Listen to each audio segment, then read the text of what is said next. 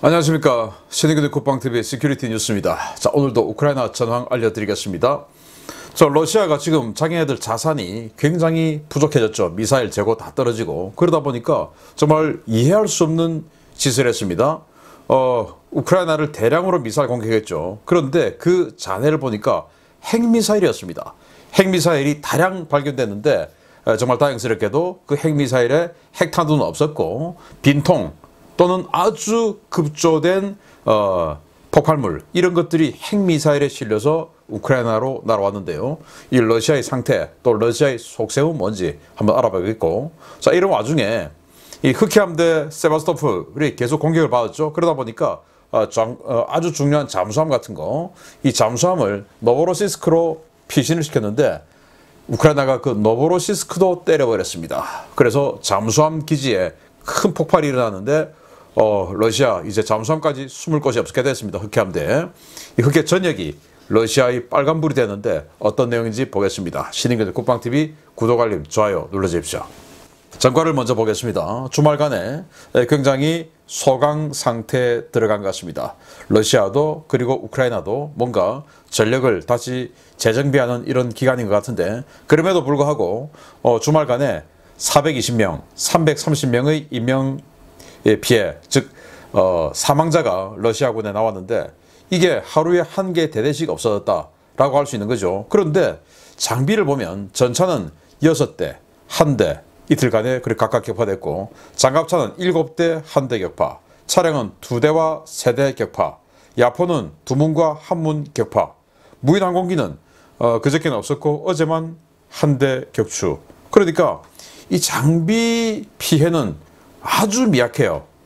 그런데 병력은 그나마 한 개 대대씩 이렇게 하루에 한 개 대대씩 사라졌다, 사살되었다 라는 말은 제대로 된 장비 없이 계속 무의미한 돌격을 러시아가 시키고 있다 라는 것을 알 수가 있고, 그래서 지금 이 오신트 소식통들의 이야기를 이렇게 취합을 해보면 트위터나 텔레그램에 올라오는 소식들을 보면 이 우크라이나도 야포 같은 것을 폴란드나 리투아니아 이런 쪽으로 보내서 또 슬로바키아 쪽으로 보내서 정비를 하러 보냈답니다.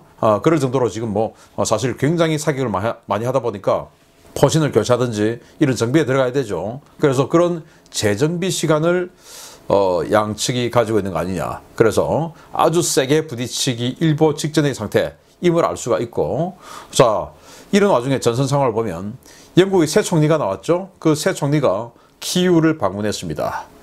그 키이우를 방문해서 굉장히 이제 또 많은 지원을 해주겠다라는 약속을 했는데, 이때 젤렌스키 대통령은 우크라이나가 유럽 에너지 안보의 천병이 돼주겠다, 수호자가 돼주겠다 이렇게 이야기를 했다고 합니다.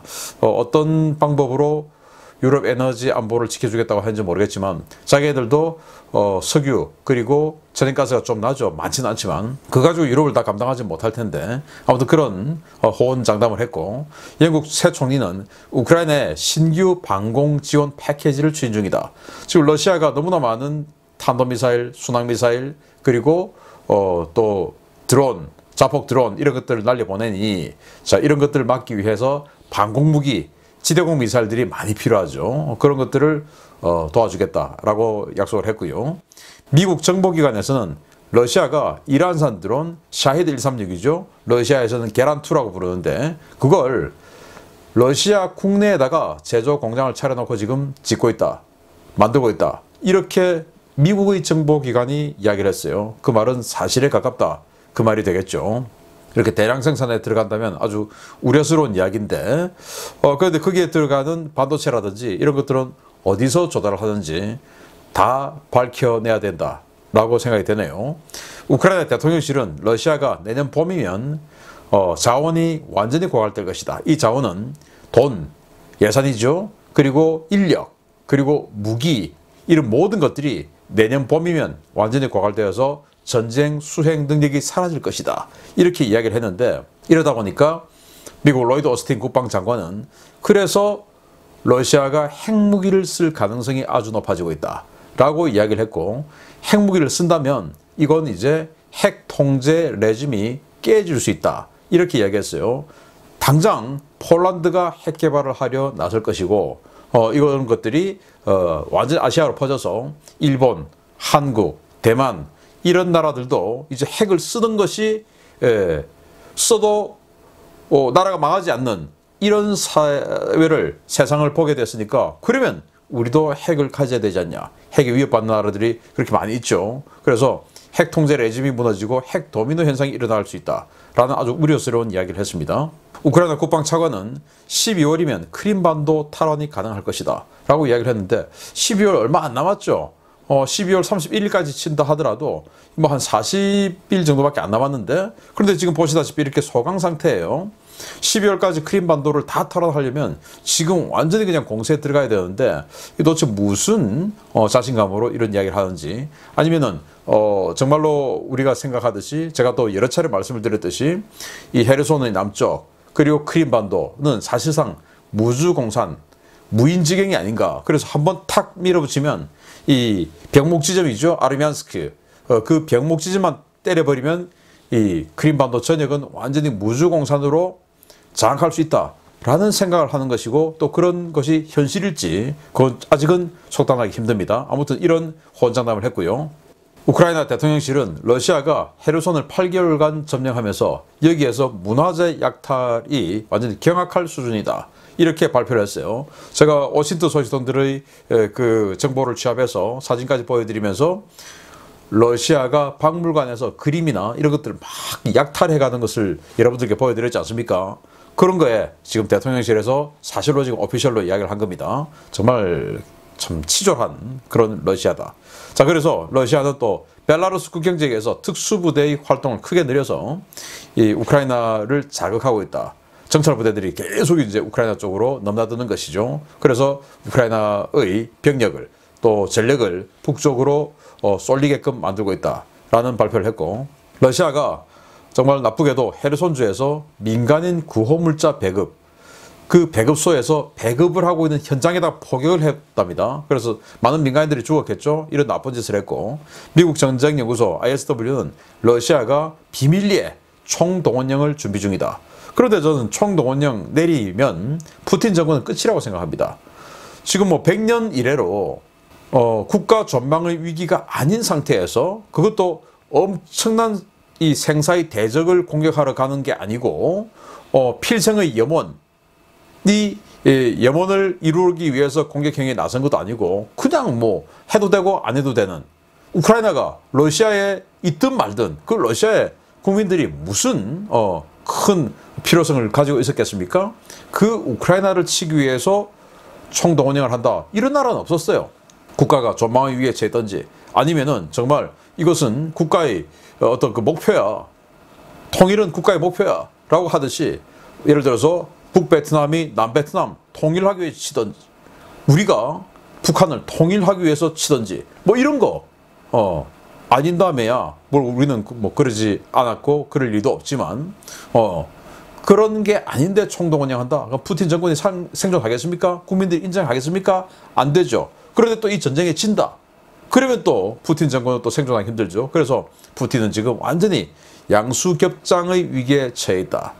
괜히 전쟁이 이렇게 아주 큰일 났습니다. 그리고 역시 ISW는 러시아군이 헤르손에서 병력을 빼서 돈바스 지역이죠. 그리고 자포리자 지역이죠. 여기 방어선을 강화하고 있다. 이제 헤르손을 완전히 포기하는 수순에 들어갔다라고 미국 전쟁연구소는 그 미군의 미 정보 당국의 자료를 받아서 이렇게 이야기를 했어요.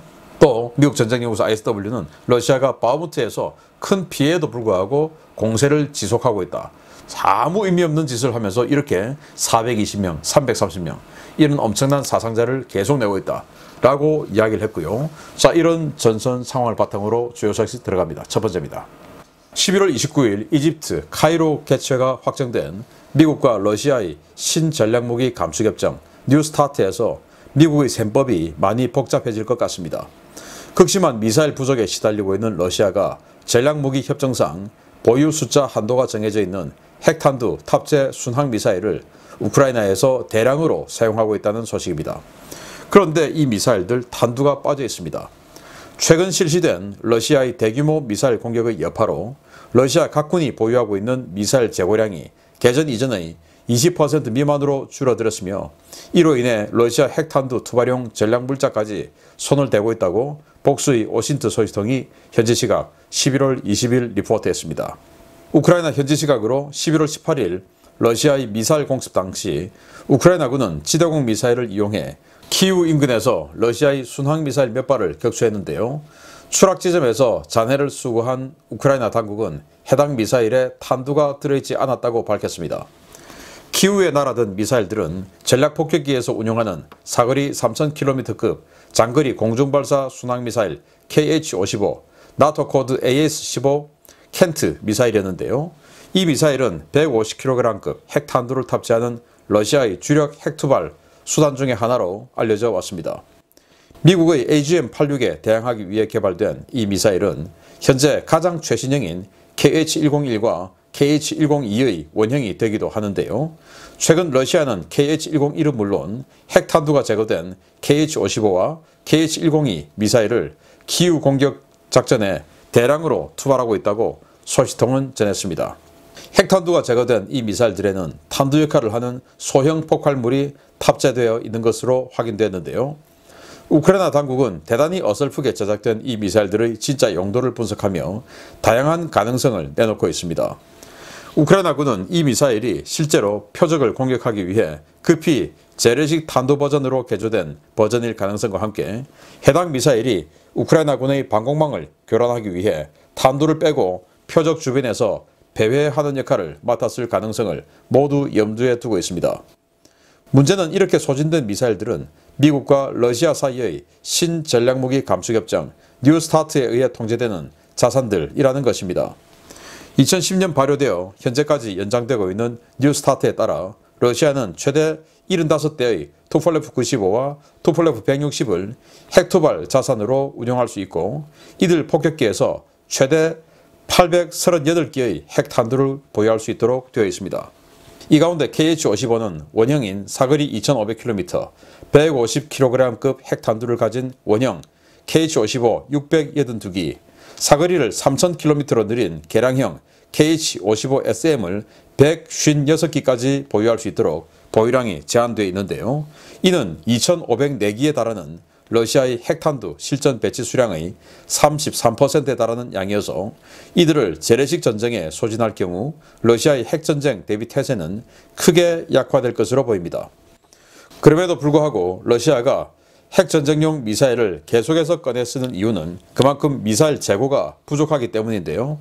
블라디미르 푸틴 정말 러시아의 미래 전체를 갈아넣으며 의미 없는 전쟁으로 러시아를 파국으로 몰아가고 있는 것 같습니다. 자, 투폴레프 95 베어 폭격기에서 이 미사일들 많이 쐈는데 그 미사일이 KH-55도 있었고 KH-101도 있었고 그런데 그 KH-102 같은 경우에는 핵미사일, KH-55도 핵미사일인데요. 자, 이런 겁니다.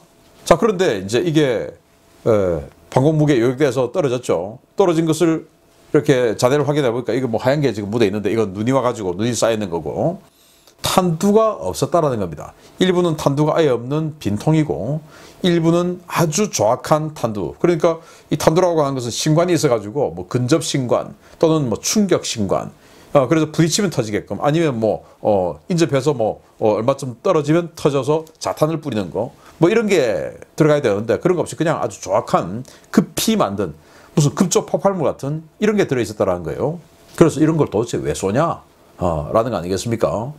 전략무기 감축 협정에 따라서 미국과 러시아는 탄두 숫자도 제한당하고 탄두를 사용하는 투발수단 그러니까 폭격기 또 각각 숫자를 다 제한을 해요. 그래서 폭격기는 러시아는 75대 미국은 60대 이렇게 딱 제한을 해서 그 중에서도 B-52도 일부 숫자만 핵탄두를 장착할 수 있고 B-2는 전부 다 할 수 있고 그리고 또 B-1B는 아예 핵탄두를 장착하지 못하게끔 다 미국과 러시아는 약속해서 B-1B에는 핵폭탄 운용 능력을 제거했어요. 핵무기 운용 능력을 제거했어요. 그래서 일부 이 방송이나 언론들 보면 전략무기, 전략폭격기 B-1B가 왔다. 전략이 붙으려면 핵무기를 사용할 수 있는 자산의 전략 무기를 써야 되는데 아니 비원비는 핵무기를 쓸 수 없는데 왜 거기다가 자꾸 전략폭격기를 붙이는지. 그냥 전략자 붙이면 멋있으니까, 왠지 있어 보이니까 자꾸 그러는데 이거 정말 그러면 안 돼요. 언론은 똑바른 걸 알려줘야 됩니다. 비원비는 전략폭격기가 아니고 그냥 초음속 폭격기, 이렇게 이야기해야죠. 그래서 비원비는 핵무기를 못 써요.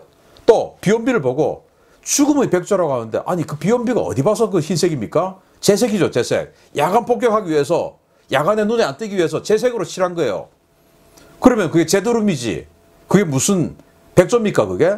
눈이 그렇게 우리가 어릴 때 초록불을 보고 파란불이라고 우리는 거짓으로 배웠지 않습니까? 그래서 분명히 초록색인데 파란불 그렇게 그냥 자동으로 튀어나게끔 우리가 교육을 받은 거하고 똑같은 거예요 지금. 예. 그래서 죽음의 백조는 러시아의 투플레프 160 블랙잭입니다. 그게 백조예요. 흰색이니까. 그런 정도로 여하튼 좀 말이 샜는데, 이렇게 투발 수단까지 전부 제한을 해서 이 러시아는 이 KH-55, KH-101을 각각 몇 발 가지고 있는다. 이걸 다 제한을 했는데 이걸 이렇게 날려버린다? 정말 희한하죠. 그래서 왜 이러냐. 몇 가지로 유추를 해볼 수가 있는데, 일단 없어서 급하니까. 좀 때리긴 때려야 되겠는데 자산이 없으니까 이거라도 때리자. 첫째. 두 번째는 지금 이제 11월 29일 날 뉴스타트 협정 하니까, 그때 야 우리 다 썼어, 새로 만들게, 구형 그거 다 썼으니까 새로 만들게 라고 한다든지, 아니면은 더 깊이 들어가서 이제 기술 발전을 해서 러시아가 브레베스트닉이라고 하는 정말 인류 재앙의 무기를 만들었죠. 또 포세이돈이라고 하는 인류 재앙의 쓰나미, 핵 쓰나미를 일으키는 핵 어뢰를 만들었죠. 그래서 야 우리 이거 안 하고 요거 바꿀래? 라고 하기 위해서 이거 기존의 핵무기 자산을 그냥 다 때려 부숴버리는 건지 알 수는 없으나, 그 마지막 그 예상이 되면 정말 최악이다. 핵 방사능을 완전히 뿌리고 다니는 브레베스트닉, 그리고 핵 어뢰를 해저에서 터뜨려서 핵 쓰나미를 만들어버리는 포세이돈, 이런 거 있으면 안 되죠. 그래서 그런 걸로 대체를 하기 위해서 지금 이걸 소모시키는 건가? 라는 생각을 하는데, 이건 아니었으면 좋겠다 라는 생각이 들고, 아무튼 이렇게 핵미사일을, 핵무기 빼고 지금 마구마구 날리고 있는 러시아의 상황 알려드렸는데, 러시아의 흑해함대 큰일 났네요. 잠수함이 갈 데가 없습니다. 보겠습니다. 지난 10월 29일 러시아 흑해함대 사령부가 있는 크림반도 세바스토폴을 공격했던 우크라이나 무인 수상 드론이 이번에는 러시아 흑해함대의 임시 대피 시설이 있는 흑해 동부의 전략 요충지 노보로시스크를 공격했다는 소식입니다. 미사일 발사 플랫폼으로 사용되는 킬로급 잠수함을 노렸던 것으로 보이는데, 우크라이나군의 공격 점점 대담해지고 있는 것 같습니다. 우크라이나 해군이 최근 100기 이상을 확보해 흑해 재해권 확보 작전에 사용하겠다고 밝힌 자폭형 무인 수상정이 현지 시각 11월 18일 야간 흑해 동부 노보로시스크 항구를 공격했다고 복수의 러시아 오신트 소식통이 현지 시각 11월 19일 리포트했습니다. 이번 공격은 18일 야간 노보로시스크 항구 안쪽의 러시아 해군 시설 연료 보급시설 인근에서 발생했는데요. 군시설 내부여서 구체적인 피해 상황은 집계되지 않았지만, 항구 일대를 촬영하는 CCTV에는 연료 보급시설 부대에서 폭발이 일어나는 것이 관측되었습니다. 러시아는 큰 충격에 빠졌습니다.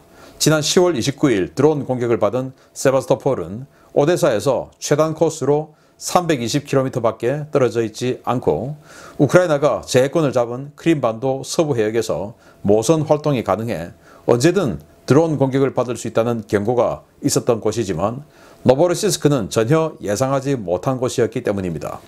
노보로시스크는 오데사에서 가장 짧은 코스로 항로를 취하더라도 740km 이상의 거리를 이동해야 하고, 러시아가 재해권을 장악하고 있는 크림반도 남부 해역을 통과해야 하기 때문에 노보로시스크에 대한 수상 드론 공격은 사실상 불가능하다는 것이 러시아군 안팎의 평가였습니다.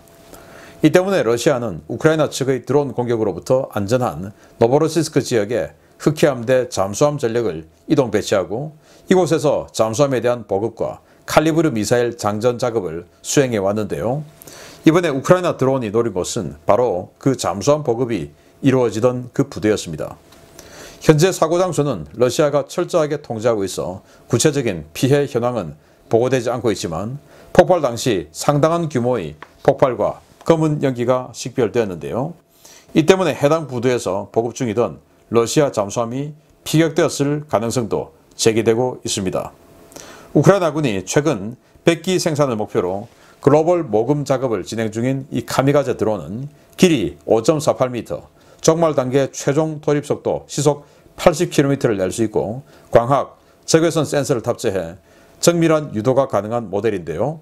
우크라이나 측은 한 척에 25만 달러짜리 이 자폭 드론에 최대 400파운드, 약 181kg의 탄두를 싣고 900km까지 공격할 수 있다고 밝히고 있어 카탈로그 재원상 노보로시스크는 이 드론의 사정권 안에 들어간 것으로 평가되어 왔습니다.